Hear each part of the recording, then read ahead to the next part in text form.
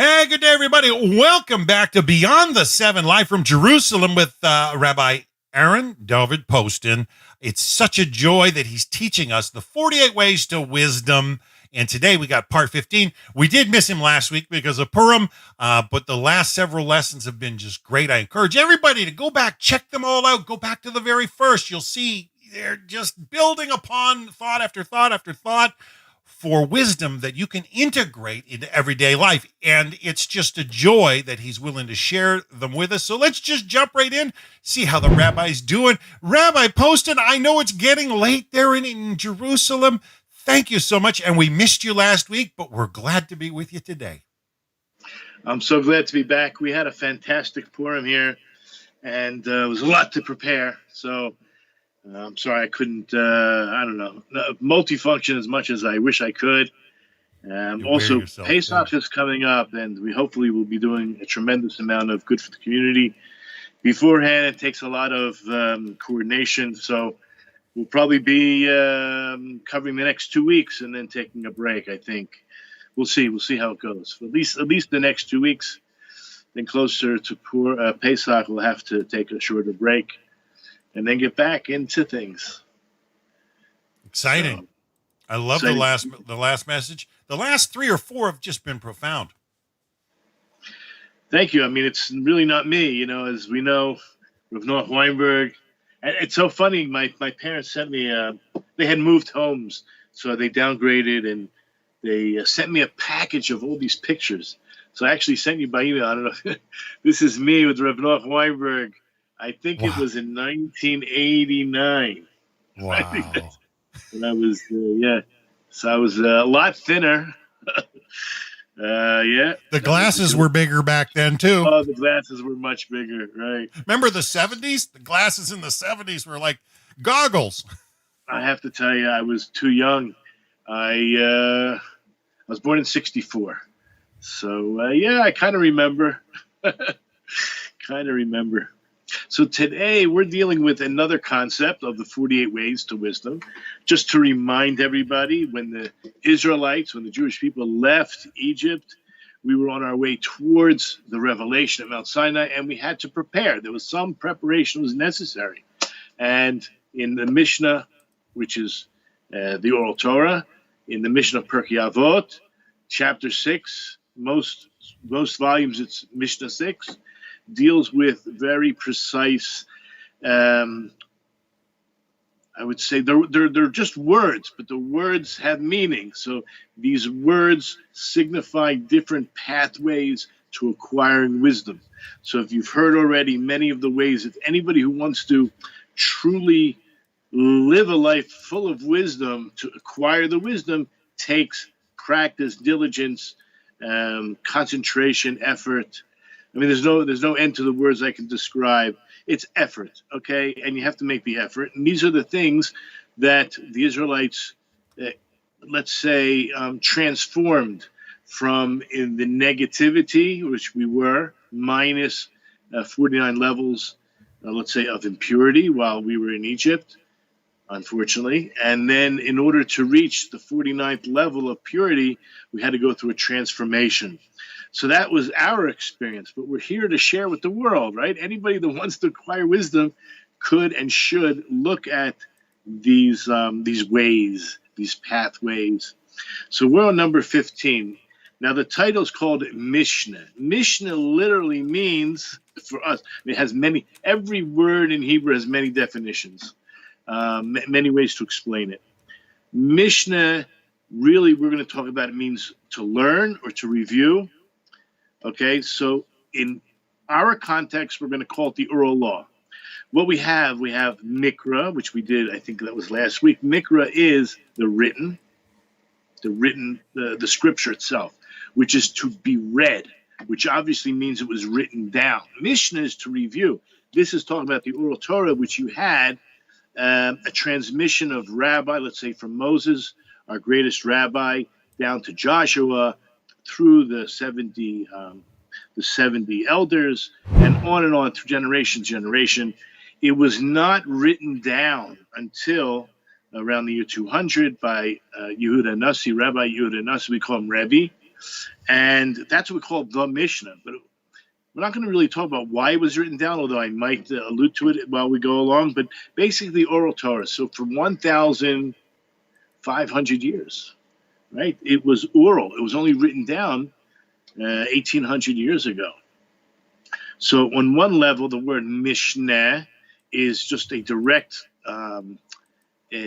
a word describing what we call the oral Torah, but the oral Torah needs to be reviewed. Okay, the word Mishnah means reviewed, but also, like, let's say Mishnah Lamelech, right? Second in command. Second is also a concept of review, going over it again. Okay, so basically he begins this chapter explaining how necessary it was that we had an oral Torah. Okay, so as he mentions, we all know there's a written Torah. That's the 5 books of Moses. But many people are not aware. They don't have the clue that there's such a thing as an oral Torah and how necessary it was. But the idea here, again, it's to review. In other words, how does one acquire wisdom? It's to review. It's to really internalize and to have at the tip of your tongue the information, so that not only is it useful, because the whole point is to use it, but also, I would imagine, to be able to help other people as well. So let's just go first to a particular verse. It is it's in Deuteronomy chapter 6, verse 7. Chapter 6, verse 7. Do you want me to read it, Rabbi? Yeah, I just want you to emphasize. Okay, you don't have the Hebrew. I mean, you're not going to read the Hebrew. I'll read the Hebrew. Go ahead. And you shall teach them to your sons and speak of them when you sit in your house and when you walk on the way and when you lie down and when you rise up. Now, Orthodox Jews, right, observant Jews, say this verse several times a day. It's in the Shema. Now, the first word is what I want to focus in on, and that is Vishinon Tom. Vishinon Tom means, it's like the same root as Mishneh. So just here in the Hebrew, Vishinon Tom Levanecha, we could say teach them. It's true. And it's something Vidibartabam. It's something you're going to speak it out. Literally, it says, right? Teach them by speaking about them. We're talking about the words of Torah, of course, what the Torah means. But Rashi here explains the word Vishinon Tam as an expression of sharpness. So even though we called it the oral Torah, Mishnah, and we say that it means review, but literally the word for a tooth, teeth, are shinaim, shina. So it's called like sharpness. When you have we all have a digestive system, Baruch Hashem, and there's many parts of it. I'm not, from the time of, let's say, maybe even the smelling, the food is coming, right? You're already, the juices are flowing, right? So that's maybe the saliva start to come. Saliva is part of the digestive system, right? You have your lips, your tongue, your teeth. It goes down, right? I mean, all the different biological aspects of the breaking down of the food coming down into the stomach. I'm not, really familiar with all the different aspects, but the teeth are actually part of the digestive system. Okay, so this is what we want to do. We want to acquire the Torah. We want to digest it, but you need something sharp to break it down. It's also part of the beginning process of the digestive system, breaking it down. So I'm going to go back again to the Rashi. And this is an expression of sharpness, meaning that these words should be sharply impressed in your mouth, so that if a person asks you something, you will not hesitate about it, but you will tell him immediately. Now, this is based on the Gemara in Kedushin 30a, which I will go into a little bit more. So why is this so important in terms of acquiring wisdom? So for those who are not familiar, this could be a great review for all those that are, let's say, past the initiation stage. We have 613 mitzvahs. That's for the Jewish people. For the non-Jews, there are, I'm going to say, only 7. Again, even though I say these numbers, it doesn't mean that there's only 613 mitzvahs, right? Many of these mitzvahs have subcategories, or let's say toldot, like, I guess subcategory is a good word, good description. So too with the 7, these are like 7 universal principles that have many subcategories. Aspects, for sure. Okay. Practical application. So I mentioned during the first 1,500 years of our history, the explanations of the 613 mitzvahs, meaning the actual explanations and all the subcategories, was all, let's say, oral. It was all oral and transmitted down from teacher or father to son, teacher to disciple. So I do want to just mention, and I discussed this before, how it was transmitted originally from God to Moses. Moses, for 40 years in the desert, right? He taught everyone else. So there's a book called the Rambam's Perush HaMishnayos. Interesting. The title of the book, it's Perush HaMishnayos. It's basically, I'll translate that, it's the explanation of the Mishnah, and that is his commentary on the Mishnah. Right. He begins by explaining unbelievably beautifully the transmission from Moses until Moses. His name, Maimonides, Rambam, is Moses, and he gives detailed from Joshua down to we have what they call the judges, the time of the judges, down through the time of the kings, down through after King David, of course, and onward through all the prophets until the writing of the Mishnah, and then onward through what we call the later sages, called the Amoraim. Right? The Tanaim were the ones who wrote the Mishnah, and then you had the people who discussed it, and then the sealing of what we call the Talmud, and on until his own very self. He describes. So this is something that I think anybody should look at and marvel at. Wow. I mean, it's written down, right? It's not a guessing game. It's not, random. This is recorded. I mean, I know people who know exactly who their great, like going on all the way to King David, all the way to Aaron Kohen, all the way back. It's amazing. It's amazing. Yes. There's plenty of Jews that have that. Unfortunately, because of what we call the exile, the persecutions, and the assimilation, much of that has been lost by a significant amount of Jews.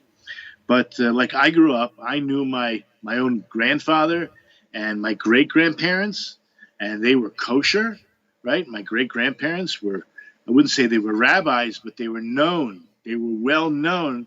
My mother said she used to walk by the synagogue and see her grandparents arguing, like, she called them professional daveners, meaning they were always in shul, they were always in synagogue. I know stories about my own great-grandfather. I only had met my great-grandmothers, so they had already passed on, my great-grandfathers, but after I became observant, I wanted to know more about them, and I met people that knew them and told me that whenever they were traveling businessmen, and they always kept Shabbat, and they kept kosher, and they were honest businessmen. It was a lot to be, proud of. And I have, certain, I wouldn't say documentation, but I have the names of the cities in Europe. So one day I will visit those places in Europe, and I've already seen tombstones of my great-grandparents' relatives. Whereabouts? So it's called, the place called Przyanka. It's a very small village outside of Kiev. Okay, so I know it's maybe I don't know if it's so safe just to walk around there today. I don't know what's going on with Russia and the Crimean War, but at some point I do plan to go. But anyway, back to the subject. So Moses taught Aaron, and Aaron listened, and he went to the side. He started on the left side of Moses, then he went on to the right side, and then his 2 sons came in, and then they heard, and then the elders came in, And then the people, so everything was reviewed. I'm just using this again. We spoke about this, reviewed 4 times. 4 times. And okay, we spoke about this at length in previous classes. But I just want to just sidestep for a second. If you go to Leviticus chapter 25, verse 1.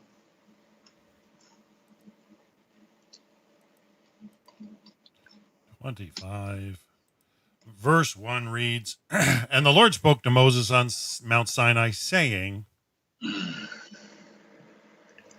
Okay, really meant to, but it's okay. 2, Speak to the children of Israel, and you shall say to them, when you come to the land that I am giving you, the land shall rest a Sabbath to the Lord. So I really meant 1 and 2 together, because basically these 2 verses are telling us that God spoke to Moses Bihar Sinai, at this place called Har Sinai, saying the word. I just want you to know that over and over again, this is one of the most popular verses where it says Yidaber Hashem el Moshe Lamor. Forget the Har Sinai. This verse adds the word Har Sinai. What do you need the words Har Sinai here for?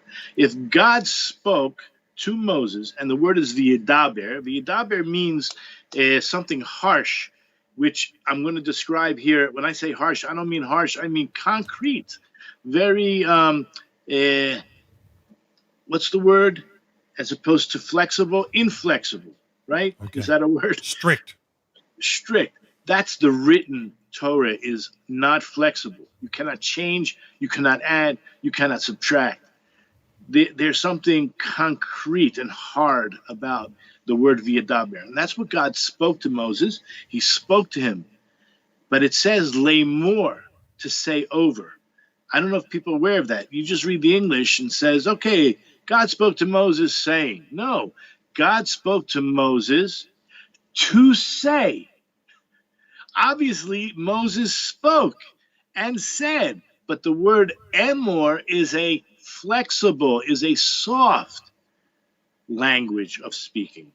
Therefore, what Moses needed to do was to say over in the way that the person listening could understand, which means, I'm not saying he embellished in a sense of adding to the Torah, but he embellished in the sense of allowing the listener to comprehend. And that is what the oral Torah has been all along. There's always what we call a generation, I don't know if it's called a generation gap. There must be another term, but we can't always relate to our grandparents, right? There's something, I don't know, there's maybe only this generation, maybe in the past it was easier, right? But let's assume, rightfully so, that every generation or every other generation has a harder time relating to the previous generations. So the whole point of this transmission, it's so important. We read that first verse in Deuteronomy 6:7, how it's so important for the parents to teach it over. Also, there's an obligation for the grandparents. The question is, how great is that obligation? But there's great benefits. There's great rewards discussed when a grandparent teaches Torah to his. I'll tell you what it is. It says when a grandparent teaches over the Torah to his grandson, it's as if he's receiving that Torah directly from Mount Sinai. Wow. Now, the question is, who's the reward going to? In other words, think about the words. When a grandparent teaches the grandson, it's as if he's receiving the Torah right from Sinai. Now, at first glance, you must say, and it's the grandchild.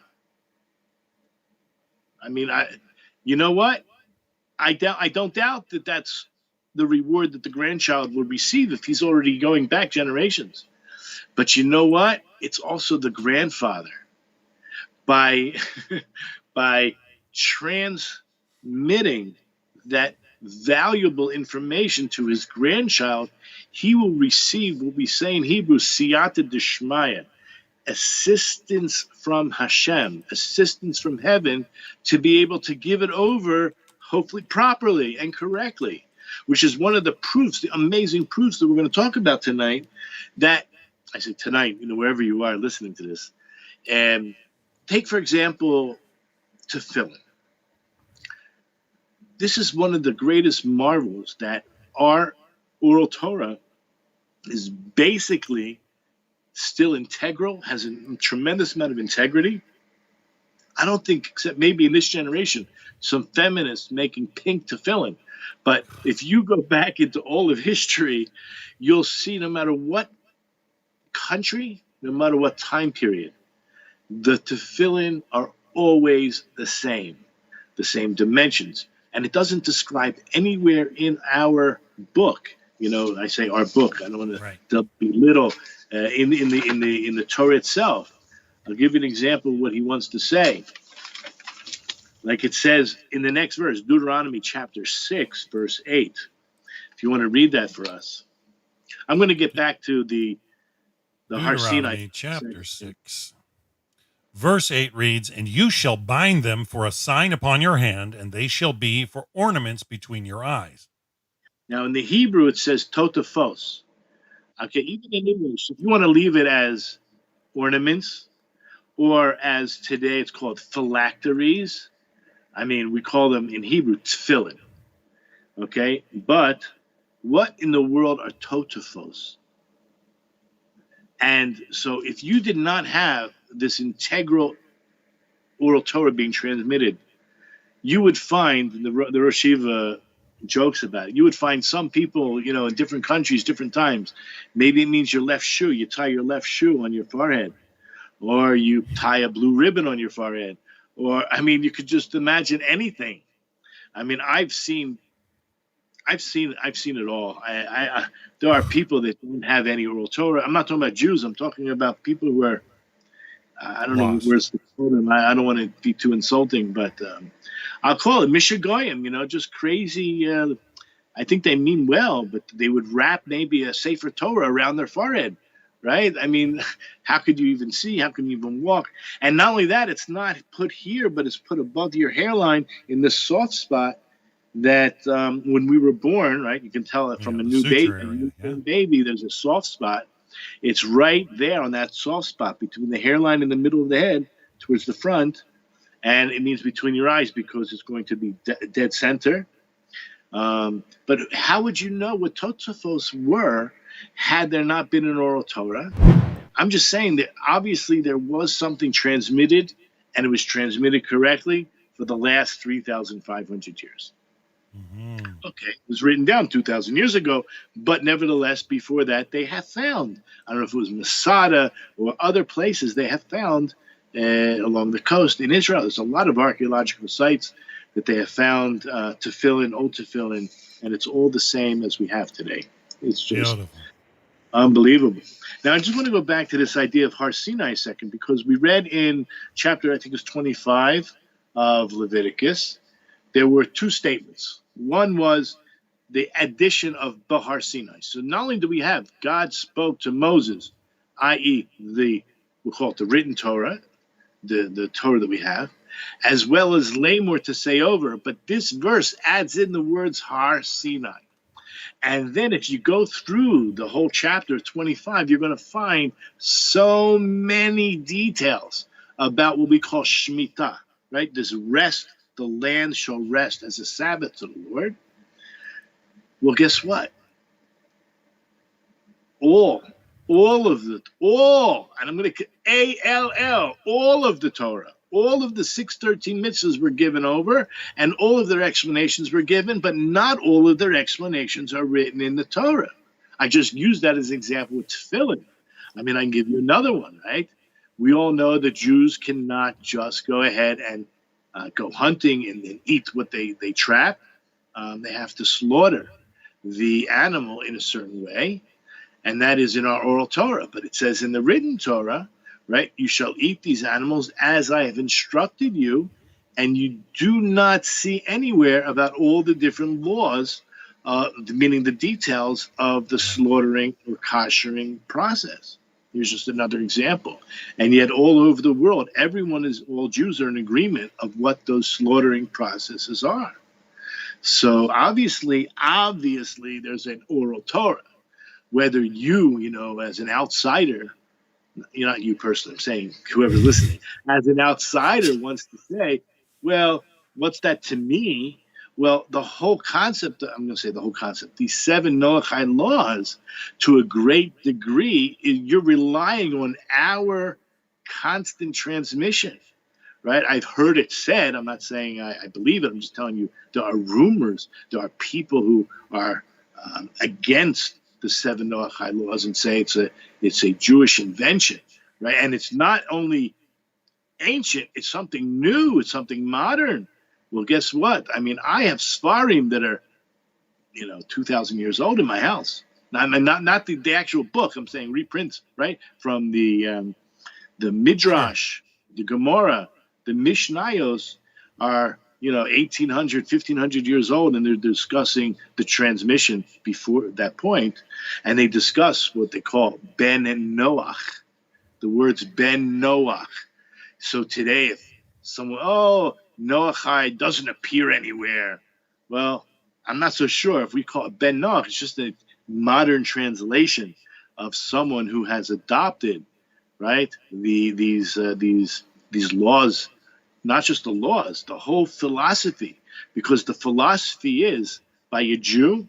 If a Jew does not believe that the book, this I can't call it a book, the Mikra, the 5 books of Moses, is from heaven, he may or she may not end up in heaven. In other words, it's measure for measure. If you don't believe that the Torah is the same Torah, if you don't believe this Torah is from heaven, right, so then you may be forfeiting your Olam Haba. I will profess to you that I absolutely believe this is applicable to the non-Jew as well, meaning the righteous Noachide. You want to be a righteous Noachide? You want to go to heaven? Well, I'm going to hate to break the news to you. You have to believe.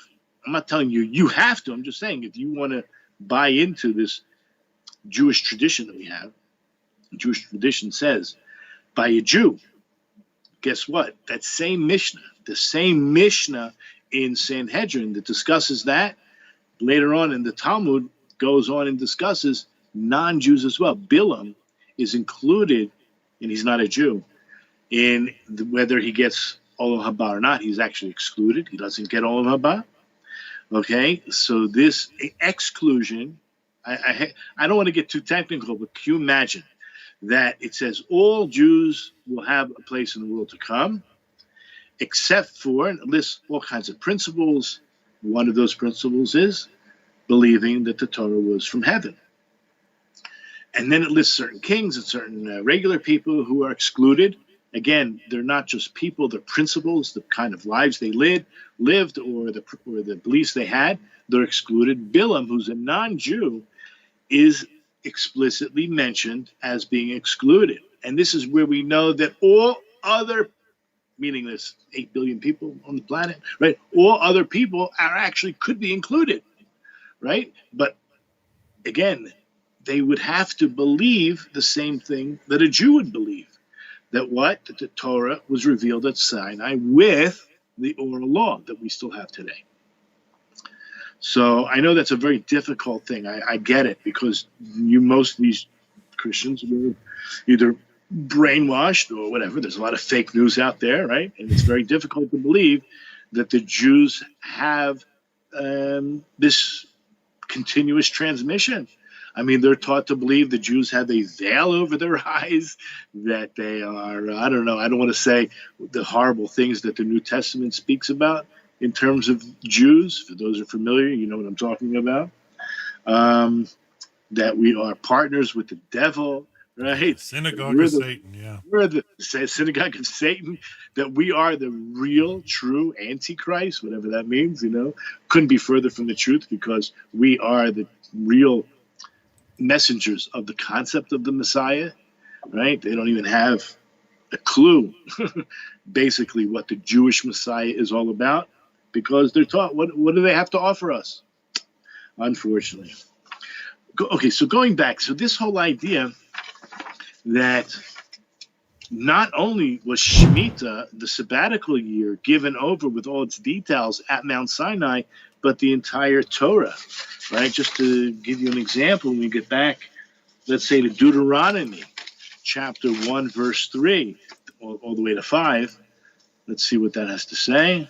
1 verse 3 says, "It came to pass in the 40th year, in the 11th month, on the first of the month, that Moses spoke to the children of Israel according to all that the Lord had commanded him regarding them." After So he this hits. is 1 month, or it's really whatever. Let's say it's 2 months before he passes on. One second. It's a month before he passes on. Okay. Um, he passed. It's a month and a week. Let's say he passed away on the 7th of Adar. So you're talking about the beginning of the 11th month. Moses passed away in the 7th day of the 12th month. So it's a month and a week. And what is he asking them? This is when he's going to tell them. Let's go on. Let's read the next two verses. It was really it's really After he had six. smitten. Yeah, Yeah. keep going, keep going. After he had smitten Sihon, king of the Amorites, who dwelt in Heshbon, and Og, king of You know Bashan. what? I'm sorry. Let's just stop here. Let's just use this verse, right? It came to pass in the 40th year, in the 11th month, on the first of the month. What did Moses do? Moses spoke. It says in Hebrew, Diber Moshe el bnei Israel.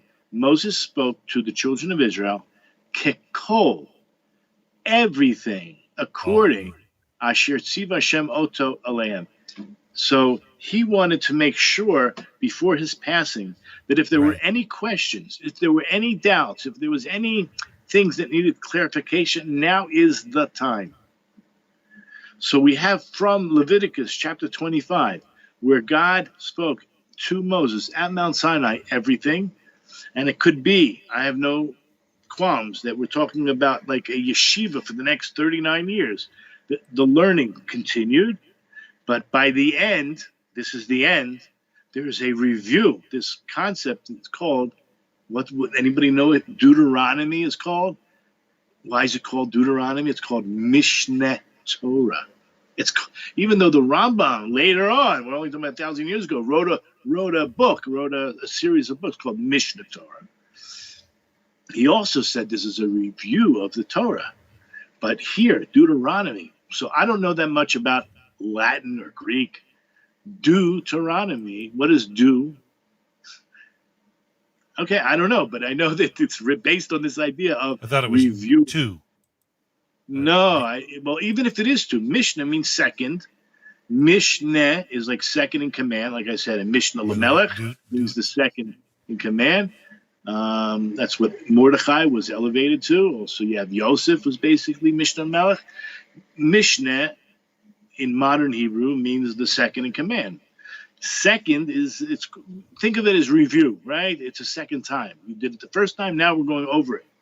Okay? So Deuteronomy is, look into it, okay? I know this is Yeah, no, it makes sense. I see where you're going, yeah. So that's called Mishneh Torah. The Mishnah is a review.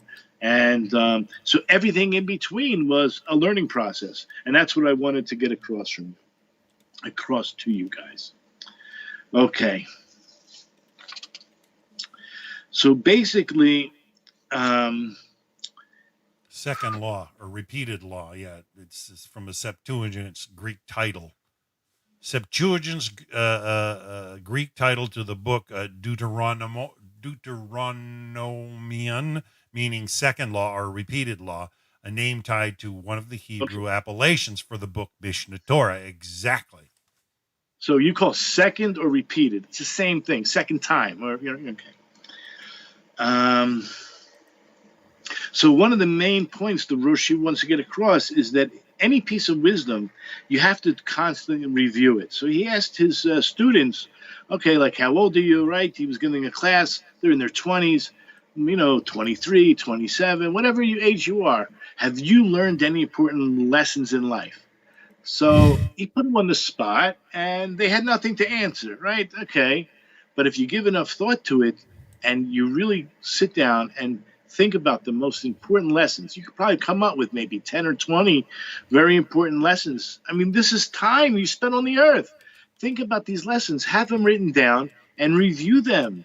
Because, we don't want to make the same mistakes over again. You learn some valuable lessons. When I say valuable, it could have been valuable, right? It could have been a loss of money, time, God forbid, right? How are lessons learned? Sometimes there's losses involved. You don't want to have to keep learning those lessons over again. Sit down, concentrate, and this is what the Jewish people have done. I mean, just think about all the prophets. The prophets are going over the mistakes that the Jewish people failed to learn. And this is called the Bible. We call it the Bible, right? Tanakh. So we constantly review the lessons that the prophets have told us as well. So one thing that anybody should do is try to make a list and of your own wisdom, things that you've picked up in your, I don't know, short time on this planet, right? So another idea is like if you were going on a plane, right? You get on the plane. Today, I don't think they leave the cockpit open. It used to be you get on, you can say hi to the, maybe they still do. I don't know. The pilot, one time, yeah. What do they call that? The terror and hostages and hijackings. They probably have a different protocol.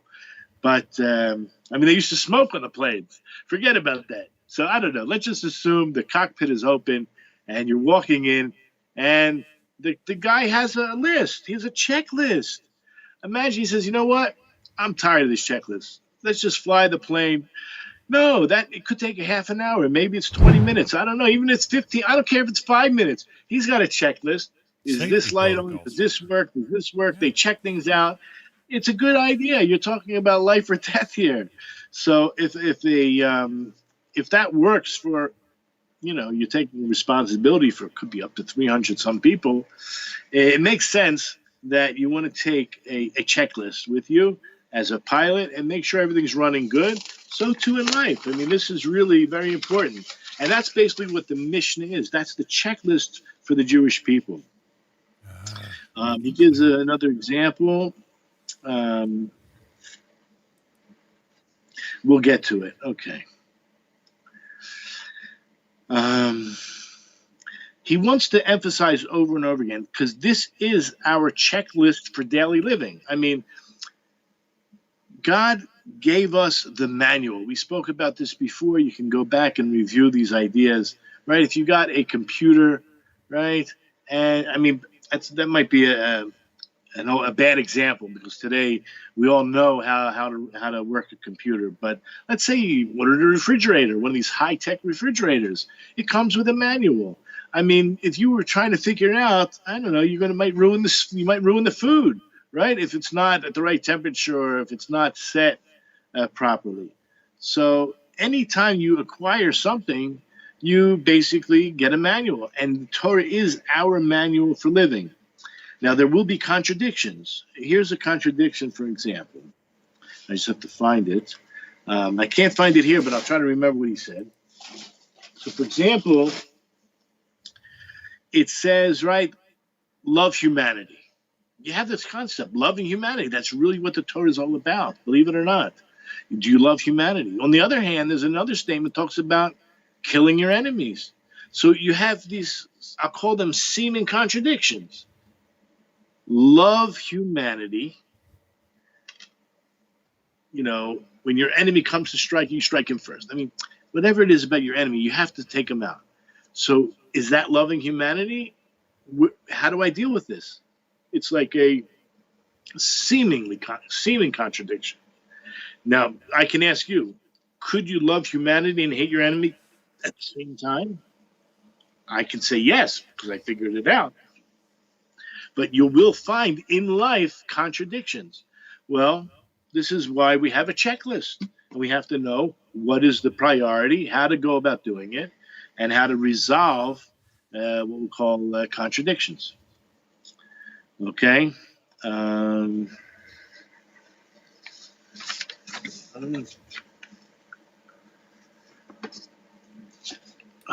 important it is, huh? Sorry? I said for sure. I mean, there's got to be clear and understandable logic to overcome apparent contradictions that are only surface level. I mean, it's got to be resolvable. Sure.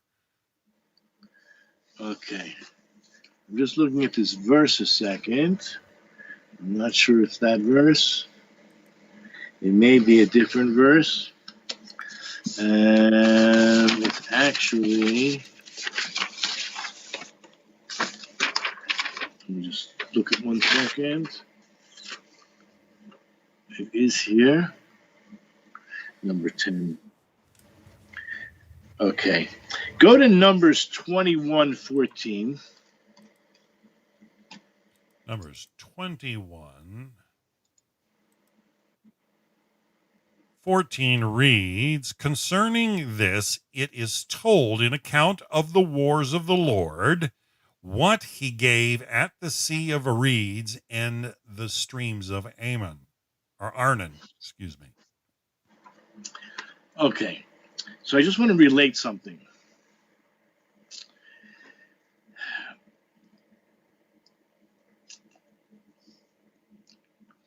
That when one approaches, you're trying to gain wisdom, you find, like I said, these contradictions. I discussed before what it's like in a Jewish study hall. The decibel level is beyond the charts, right? You go into any library in America or wherever you are, a library is like hush, hush. You know, even if you like don't pick up a chair and move it, you scratch the chair against the floor, everyone's going to look at you like you're diseased or Interrupting something. them, yeah. No, people are there to concentrate. But Judaism, I'm not saying we're not about concentration, but we're working it out with a study partner. Now, this verse, I just want to show you something about this verse. I just want to mention the question is asked about a certain verse, and that verse, I'll tell you in a second, verse 7. Second. Of the same chapter? No. It's something else. I just want to. I'll just mention it. Don't pay too much attention to it. The verse says, I'll tell you where it is. It is number 6. It's in Psalms 127:5. You don't have to read it. I just mentioned about it. It's talking about praiseworthy is the man who fills his quiver with them. They shall not be shamed when they speak with enemies in the gate. We're discussing at this time because the word shinun is used about these arrows. The arrows are constantly sharp, and this verse is discussing, believe it or not, this idea of who's the enemies in your gate. It's actually the other rabbis who are you're having a not just a philosophical or halakhic discussion, but you're trying to get to the truth. So our verse, which I just mentioned, that is in Numbers, what did we say it was? The one we're in right now? Numbers, we're in chapter 21:14. Concerning this, it is told of the account of the wars of the Lord. Al Kain Yomer B'Sefer Milchamot Hashem. This is talking about people who are at war, okay? Not always in the external sense, but in the internal sense, meaning two rabbis arguing it out. It says, Et Vehev B'Sufa. Now, in English, it just means what he gave, the word Vehev, at the Sea of Reeds. However, the explanation here is that we're talking about that when even a father and a son, or a teacher and a student are studying Torah together in one gate, at first they become enemies, one to another. They do not move from there until they become devoted friends, one to another. As the verse says, Vahav B'Sufa, Vehav, or Vehav B'Sufa. And one gives, but the word is B'Sufa at the end, meaning the word ahava, lovers, they become lovers at the end. So in the beginning, they're like fighting, but in the end, they become lovers. This is someone who's really looking for truth and has that from the very beginning, knows that they're going to eventually come, even if they disagree. They're going to disagree with respect. They're going to try their best not to convince the other person they're right, but to try to convince themselves that they might be wrong. I want to look at it with a whole objective perspective. Try to come to the truth. That's the goal. So I just want to go back. In this particular Gemara, in Gemara Kedushin 30, it's really 30 at the A at the bottom, the last few sentences. And it says like this. It uses our word, vishinantam, and you shall teach them thoroughly. The Gemara says, Shayu divrei Torah muchudadam beficha, that the words of the Torah should be sharply boned in your mouth. I don't know what that means, boned, but I know, honed, okay. Sharply honed, meaning so sharp, right, in your mouth. I get that. That she'im yish'al lecha adam davar, that if somebody asks you a question, al tigam gam the tomer lo, do not, I'm going to say either hesitate or stutter. They translate this as stammering, but I would translate it as either hesitating or stuttering. Don't stutter or hesitate, but say to him, Ella, rather, what you do? Em amur lo miyad. Say to him immediately. Shenemar, as the verse says. Now, these are two verses I would like you to read. The first verse is interesting, where it doesn't say. Okay, it does. It's Proverbs 7:4, and then we're going to go back to 7:3. But okay, let's start with 7:4. Oops, I'm in the wrong spot here. Proverbs 7:4. Yeah. 7:4 reads, "Say to wisdom, you are my sister, and you shall call understanding a kinsman." Now, let me just open it up. 7:4. It says like this idea in Hebrew, where it says, Emor lechachma, say to wisdom, achotiat, you are my sister. I think I described before to you one of the Rosh Hashiva's famous expressions called five-finger clarity. How do you know what you know? I know I have 5 fingers on this hand, right? That's how I know. Whatever I know, that's how clear I know it. Just like I'm looking at my hand, I know I have 5 fingers, that's how I know. Well, guess what? You know what this verse is telling me? Unmistakable. You're going to flip out. You have to have your seatbelt on. Say to wisdom, you are my sister. Ready? You have to know whatever you acquire, you should know, obviously through review and clarification. You should know so well, just like you know that your sister is forbidden to you. You know your sister's forbidden to you for marriage, for anything else. So that's how you have to know your wisdom.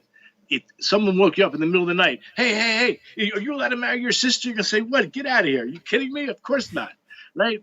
That's how clear every other piece of wisdom should be. Just like that. So let me just give you the comment here on the Gemara.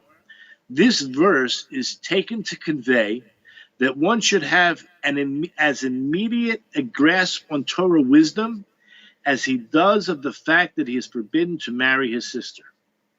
Alternatively, now there's another part of the verse, and let me just see where it is. It's verse 3, actually.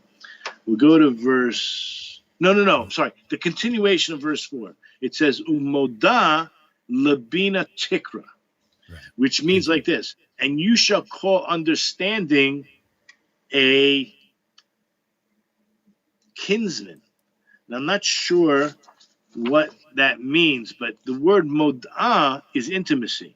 So maybe that's what the word moda'ah, like we said, the guy that Adam knew his wife, right? That's called da'at, right? Intimate knowledge, right? When you meet somebody in Israel on the street, and then you tell them, oh yeah, I know them, you wouldn't use the Hebrew word da'at, you would use makir. I recognize them. It sounds very strange, right? I'm just in Hebrew. Ani makir, it means I know that woman. I recognize her. I shouldn't say I recognize her. You would only say that about your wife, someone who's you're intimate with, that you know that person. And I'm talking in the Hebrew language, Lashon HaKodesh. So here it says umoda labina, that intimate. Here he says kinsman, but okay, that intimacy of Bina's understanding, you shall call. So the way they translate it, you shall call understanding this intimate relationship. So he goes on, he says, about the end of the verse, I'll tell you what his translation is. And call understanding your close acquaintance. The latter part of the passage would imply that one should be well acquainted with understanding of the Torah. Okay.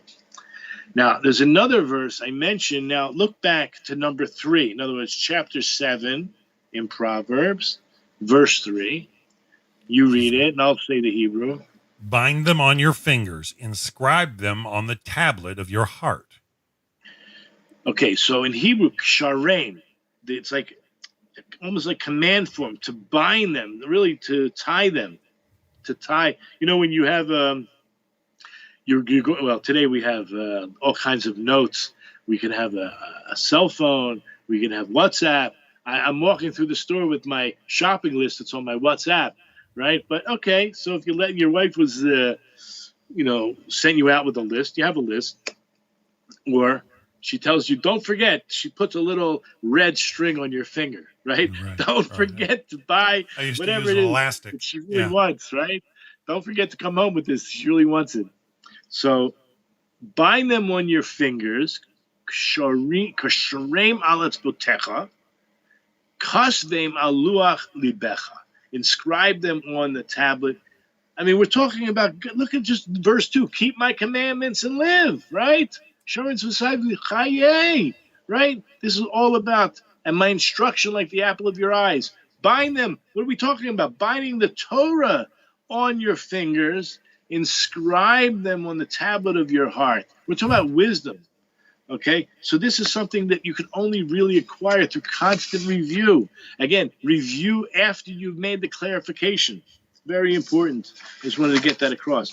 Another thing that the rabbi really wanted to get through to everybody is this idea of the 4 levels of what we call the pardes. You go into the orchard. Pardes in modern Hebrew is orchard, right? Not modern Hebrew, ancient Hebrew, doesn't matter. It's Hebrew. And it means when you go into the depth of the written Torah, you're going into multi-layered levels, okay? So pshat means the simple understanding. Drush is like medrash, it's a homiletic source. We're gonna talk about each one of these. Remez, which are hints, and sod, which are hidden mystical meanings. So it's important to know these exist. Pardes, going into the orchard, going to the Garden of Eden, so to speak, right? So pshat, Rashi does help us with pshat. Pshat, again, means the simple explanation of what the Torah is actually saying. And Rashi told us that that's what he's going to try to do. But interestingly enough, if you ever look at Rashi, almost everything he is saying, there's a quote where he's getting it from, and he's mostly bringing midrash. So the midrash is expounding on the anomalies within the text. The text has words that are, okay, in order. It's true. Sometimes they're out of order. In other words, that's not the way people speak, or it's not spelled the way that in grammar it should be spelled. Remember, there's no vowels and it could say anything, but there's a meaning behind the very fact that there's an extra letter or there's a letter missing. I'm saying from grammatical point of view. Obviously, it's not missing from the Torah. Or why this particular word is used when a more common word could have been used. Right. Or it's the first time and only time this word is used. So the drush, which is the next level, a lot of time goes into that, and that's what Rashi's using. He had at his fingertips all of the oral Torah, and he chose one particular example from the whole oral Torah to tell you that is the best way to explain the pshat. But he got it from a drush. So understand that even on a pshat level, simple level, it's very complicated. You need the oral Torah, period. And that's another thing that I tell my students, the ones who are B'nai Noach. Obviously the ones who are converting have a whole nother system, but the ones who want to remain B'nai Noach, they're almost afraid. There's a fear. Oh my God, it says I shouldn't involve myself in Torah. Well, what does that mean? I'll just review. We spoke about these ideas before. Everyone agrees that they are allowed to read and study what we call the written, right? The Tanakh, right? The Nach for sure, the Tuf, the Torah itself, no problem. What about the oral Torah? Well, guess what? There's no way you can understand even the written Torah without whatever part of the oral Torah is explaining it. Required, yeah. So stick with Rashi to start with, but you're going to go into, and hopefully you're inquisitive enough, you're curious enough, where did Rashi get that from? What was bothering Rashi? Why? And you'll learn Hebrew, you'll learn how Jews think. There's nothing wrong with learning how Jews think, right? Especially if you're attaching yourself to the Jewish people. So there's so much you can learn just from the Tanakh. You don't have to go and start learning, Mar Nevuchim. I mean, you can, right? There's plenty of other philosophical books that I think you should learn. But in terms of starting with the Tanakh itself, you cannot take it at face value, right? An eye for an eye, a tooth for a tooth. The Jews never behaved like that. That's not what it means. Okay, I mean, that's like Judaism 101. Everybody knows it's financial compensation for various things, not just physical damage. There's also emotional damage. There's pain, right? There's doctor's bills. There's unemployment benefits. It's all kinds of insurance. Okay, so know that if you're really open to know what the Tanakh says, you have to know there's an oral Torah, and it has integrity. You can believe that's what the Torah says. You don't like what it says. Okay, so then have a discussion, further discussion with your LOR, local Orthodox rabbi, right? Find out what it really means. Okay, so that's Pshat. Then Drush, as I already explained, is a little bit and a homiletical source for biblical concepts, and explains how to apply them to living. Remez is more, it really means hints, but it's a more sophisticated level of medrash, where different word pronunciations reveal different meanings. One of the explanations I gave before, and I'm happy to give it again, the word marasha, right, that this is that Moses, right? This is something that Moses commanded. This was received by Moses and given over as an inheritance to the Jewish people. The word morasha means inheritance, but it also means morasa. Morasa with the shin can be turned into a sin, or a samach in this case. It means betrothed.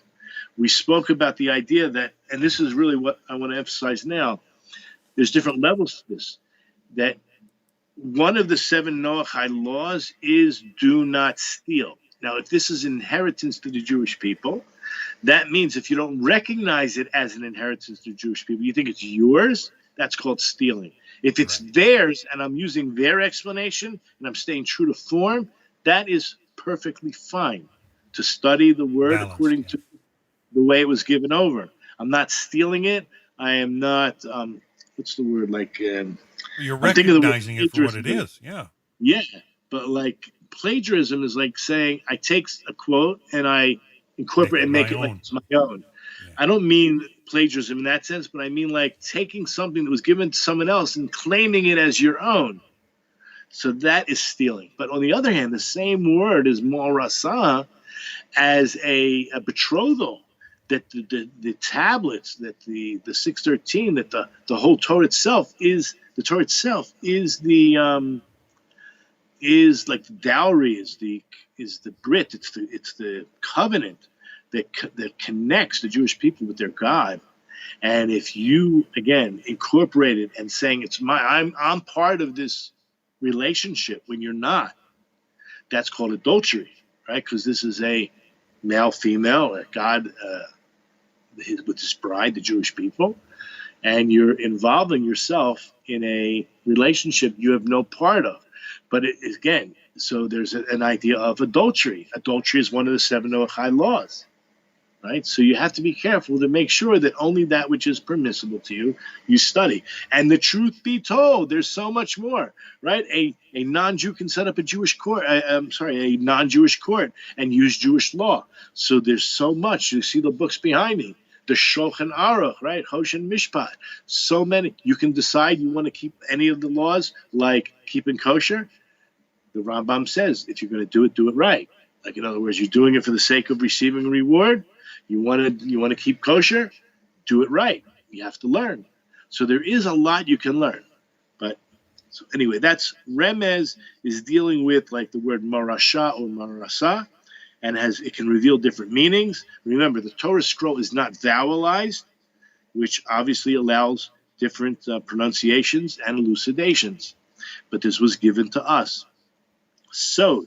Sod is the final of those four letters, pardes, pei for pshat, resh, pardes, right? It's for remez, then drush, and then the last one is sod, samich, and that is the hidden mystical meaning of the universe, mainly explained in the Kabbalistic texts, such as the Zohar. Okay, I really didn't go through everything. I had some other interesting source material. I do want to, I guess, end with one idea of the 13 hermeneutical principles. The 13 hermeneutical principles, in other words, people might ask, do you mean you received the entire spectrum of what we call the oral Torah? I'm going to say absolutely, but with some caveat. You know, how would a Jewish court decide today how to use electricity, or let's say an elevator? There's such a Shabbat elevator on Shabbat. And how it works, I don't know the exact technique, but I do know that basically it's set up that it's preset to land on certain floors, let's say in a hotel. So it might go every other floor on the way up, and then on the way down, it's just straight down. Evens and odds, yeah. Might just go straight up, and then different floors on the way down.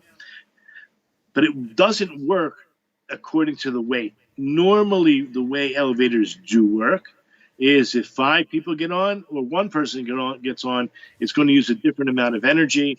Or however the weight system works, there's something that's unique to each time that it's being used. But the way the Shabbos elevator is going to work is that it's preset, and it will not work in the normal way that if 5 people get on or 3 people get on, it's going to work differently. No, it's going to work the same way, whether 1 person or 5 people get on.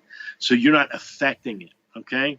There's some people that don't even believe in these things, but how would it be determined how one could work? Because these are principles that we learned at Mount Sinai. And that's going to be the point, that even if you don't believe, and I'm not saying I believe or not believe, it's irrelevant.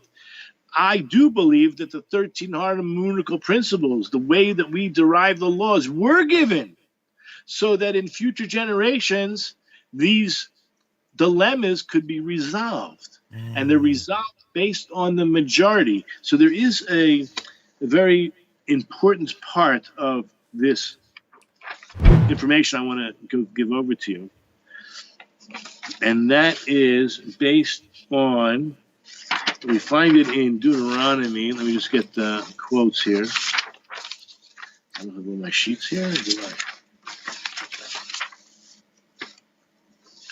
Whenever there's a dilemma, right? You're sitting in your town and a issue of Jewish law comes up, so you go to the court. Now, if the court can figure it out, great. But if it's too much beyond them, we know that there's higher courts, right? Each city then they had your counties or let's say your tribal areas. And then beyond that, it might have to go to the Supreme Court all the way to Jerusalem, and would have to be decided on a deeper level. So I'm just trying to find the. Sorry, give me 1 second. As much time as you need. Huh? You have as much time as you need. Yeah, well, I'll tell you where we're going to find this. We're going to find this probably in chapter 13 of Deuteronomy. And I love verse 1. Everything I command you that you shall be careful to do it, you shall neither add to it nor subtract from it. yeah, but let me just find the verses. One second.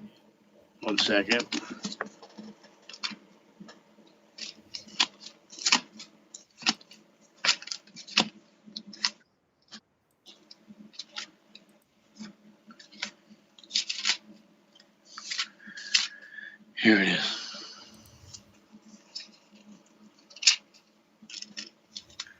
Okay, it's not 13. 1 second. Let's go to 17 or 18. 17. Okay, 17, and it is verse 8. Now, we discussed these ideas before. If you allow me just to read it, just for time's sake. If a matter of judgment is hidden from you, so the judgment, like I said, you're starting in your own city, and you have a personal issue. So the judgment is hidden from you. It's either not clear, it's not clear in the Torah, or it's not clear, between blood and blood, between verdict and verdict, between plague and plague, matters of dispute in your cities, you shall rise up and ascend to the place that Hashem, your God, shall choose. That means Jerusalem, to the highest court. You shall come to the Kohanim, the Levites, and to the judge who will be in those days. And you shall inquire. Now, so this requires you to speak it out, to show evidence, and try to figure it out. Remember, the lower courts were not able to, so the higher court should be able to do something, right? You need clarity. You can't live your life without clarity. You're going to inquire, and they will tell you. Telling you means they're not showing you inside the book. Obviously, it's a doubt. If it was in the book, there's no doubt. And why wouldn't a lower court be able to show it to you? So the very fact that there's a doubt, you don't know what to do, means it's not written anywhere. You're going to inquire. They're going to tell you the word of judgment. And what do? You do according to what? To the word. The word means spoken word. That they tell you. Again, there's a word they're going to tell you. Al pi hadavar asher yagidu lecha. According to the mouth that is speaking, you, right? That's what you're going to do, whatever they tell you to do, from the place that Hashem will choose. Now, you have to be careful to do everything according to everything that they teach you. This idea, they're going to teach you something. Again, who are they? This is what God commands. This is the commandments from, I'm reading it right out of the Torah, right? You're in doubt. You don't know what to do. You go to the court. They don't know what to do. I mean, if it's black and white, there's no problem. We're going to eventually go what? According to whatever they tell you. We're going to call that the oral law. And then verse 11, according to the teaching that they teach you, according to the judgment they will say to you, you shall do.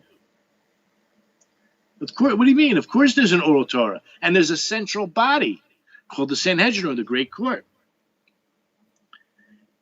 You shall not deviate from the word. How many times do I have to say the word or the word mouth or the word speaking it out, teaching you? You shall not deviate from the word that they will tell you, right or left. I'll stop there. We also know that you go according to the majority of the Sanhedrin, right? The Sanhedrin itself, it consists of 71 people, right? You have 70, and then you have the head. But if you have 35, 36, that's how it's going to be determined. You're going to go by the majority. Once the majority decides, we say the Sanhedrin says. I understand you can have a minority report, right? Today in the Supreme Court of the United States, they do publish, I think it's called, I don't know what it's called. Maybe it's not called the minority report.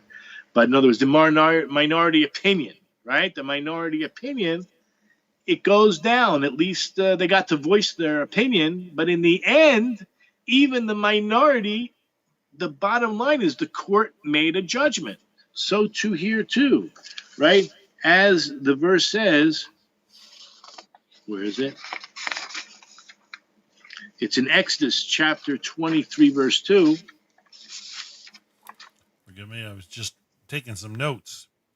Exodus chapter 23, verse 2 reads, "You shall not follow the majority for evil, and you shall not respond concerning a lawsuit to follow many to pervert justice."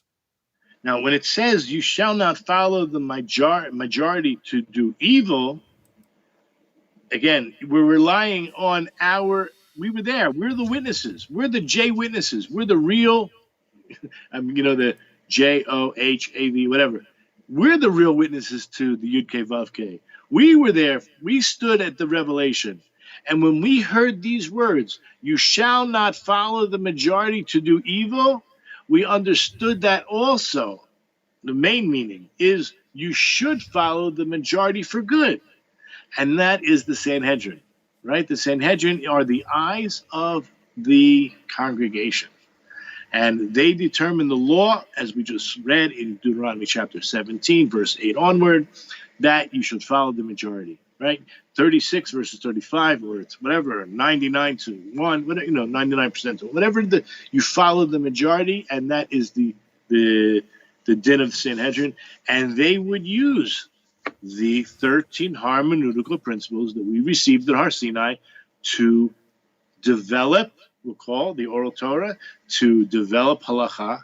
Yeah, you go ahead. You had a question? Well, I was hoping you could elaborate on the second half of the chapter 23:2 of Exodus there. And you shall not respond concerning a lawsuit to follow many to pervert justice. If you could elaborate on that for me. Which verse is it? Exodus chapter 23, verse 2, right? Where it said, you shall not follow the majority for evil. But the second half of the verse reads, and you shall not respond concerning a lawsuit to follow many to pervert justice. I mean, I can. I'm going to have to think about. I see here. Rashi says, and if the litigant asks you about that corrupted judgment, do not answer him concerning the lawsuit with an answer that follows those many to pervert the judgment from its true ruling, but tell the judgment as it is, and let the neck iron hang on the neck of the many. I'm not sure. I have to think about that, but I think that no, Rashi gives an idea. Enough. Yeah. Thank you, sir. Thank you, Rabbi. This guy Raskin, who was the one who wasn't Raskin, was it? No, this guy Tapper on CNN.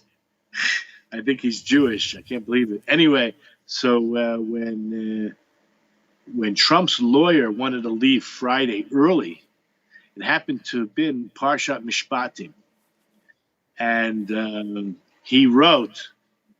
I don't know, it was a tweet or a letter of some sort that he couldn't believe that this Orthodox Jew was defending a criminal in his eyes, some criminal, that he was going home to spend Shabbat at home, but in the meantime, he was defending evil. Like, I don't know, it was just the craziest thing, because he wrote it in Hebrew as well.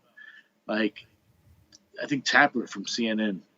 It's just so amazing how corrupt the system is. People are, but you can obviously. I mean, Dershowitz speaks about it all the time, at least in America, that everyone has a right. You're innocent until proven guilty, and everyone has a right to a good defense. And I mean, obviously, we all are aware. I stay out of politics, and I hope that we don't get in trouble for this. But we are aware you can't stick your head under the sand that he was acquitted. So if he was acquitted according to their rules, then he was found to be not guilty. That's clear. I don't have to. I'm not defending anyone. I was just so surprised that one Jew was pitted against another Jew by claiming that he is defending evil. First of all, you're innocent until proven guilty. And anyway, we won't go any more into that. But it's the first part of that verse. Do not follow the majority for evil simultaneously. You do. Here, look at Rashi right there. There are halakhic interpretations for this verse given by the sages of Israel, but the language of the verse does not fit its context according to them. For here the sages, expounded that we may decide unfavorably for the defendant by a majority created by one judge. They interpreted the end of the verse, Achere Rabim Lahatos, that means after the majority you shall decide, to mean that if those judges voting that the defendant is guilty outnumbered those voting that the defendant is innocent by 2. By the way, when I mentioned about 35 verses 36, that is in regular cases. When it comes to death penalty, you have to have a majority of 2. Okay? The verdict is to be decided unfavorably according to the majority's opinion. Okay, the text speaks of capital cases. Okay, but in monetary cases, a majority of 1 is necessary. So you already see when we're talking about a majority of a court. So this tells you that when it comes to a death penalty, you must have a majority of 2, meaning can't be 35, 36. It has to be 37, 34, right? Makes sense? Okay, but when it comes to monetary cases, then a majority of 1 is okay. Okay, so there's a lot to learn, and that's, it takes a lot of humility to understand that we're coming from a place of innocence. You want to know the truth. Well, you have to go to the people that understood. They were there, and this is, at least if you're interested in what they have to say, right? They, the Jews, right? What they have to say. If you want to be closed-minded and say, look, I'll take the Torah as my own, I'll interpret it as I want, then, I think you believe you've blown a medication and in a mental hospital, honestly. Because, let's say you took the manual from this, you bought a brand new, computer, and you took the manual, and you said, I'll just read it and apply it to myself. I'll make Messiah, I'll make a whole religion out of a manual for a computer. That's really what they're doing, because it was given to us, it was given to the Jewish people as a safekeeping, as to be a guardian, and we are responsible for its transmission, of course, as we've been speaking about, right? For its clarification, for its application, and the Torah itself says it over and over again. So anybody who starts to read it should come, and I meet people all the time and say, I can't believe my whole life. They are so thrilled to be learning the truth, right? We're learning Chumash with Rashi. And they're like, I'm just blown away. This is amazing. I've been taught my whole life this means something else. And now I'm looking at it with, my own eyes in the original. And it's just fascinating. And it changes their lives, right? Their whole lives now have meaning. Anyway, so hopefully people will pay attention, learn a little bit of Hebrew. There's so many classes online today, right? You can find anywhere on YouTube. Just go to h.com, go to Ursamea, go to Chabad. That's like 3 of tens of thousands, right? Those are the top sites. And of course, Yibaneh. Yibaneh.com, yes. And I know you've been showing more of Rabbi Breitowitz there on your Yibaneh.com. Beautiful messages he shares. I enjoy every one I get to catch.